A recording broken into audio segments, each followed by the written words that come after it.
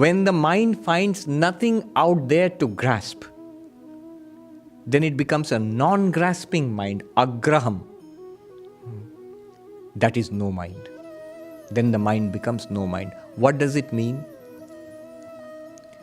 Let me repeat a story, but it's very relevant here. I have already told you the story, the Princess of Kashi. Many of you have heard it, but it's very relevant here. The story goes that there was a prince, there was a kingdom in ancient India where in the court a play was staged. And in the play, one of the roles was the role of a little girl who was the Princess of Kashi. Kashi, you know, Benares, that was a big city in ancient India. Now, they couldn't find a little girl to play the role, so the queen said the prince can be dressed up. The prince was a little boy at that time, 5 years old, so he can be dressed up as a girl, as a princess, and he can be the Princess of Kashi. So they dressed up the prince as a princess, and the play was staged. And the boy looked so cute, the queen said, make a painting. Today it would be so easy, just click, but selfie or something. But make a painting, and the court painter made a painting, a portrait of the boy dressed as the Princess of Kashi, and that he titled it, named it the Princess of Kashi, dated it, and so on and so forth.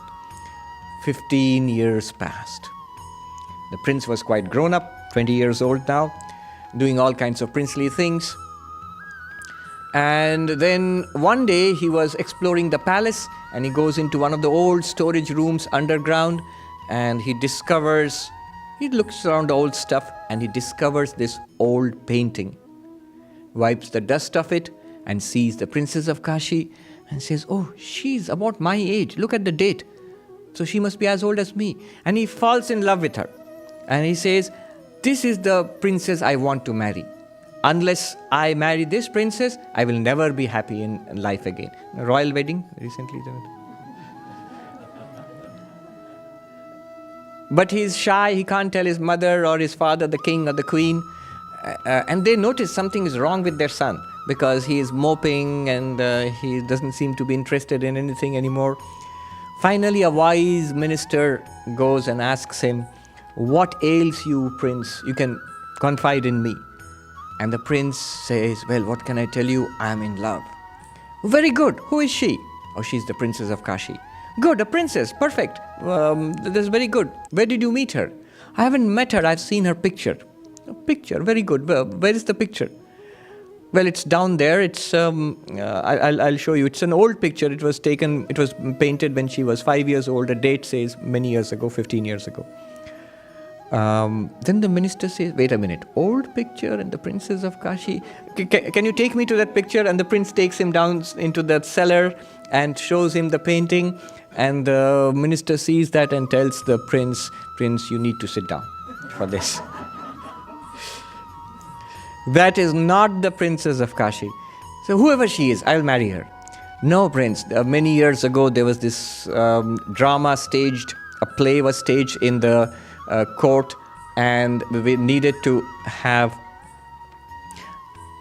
a person who would play the Princess of Kashi, and we found you to be the perfect one to play the Princess of Kashi, so you are that thou art. Tattvamasi.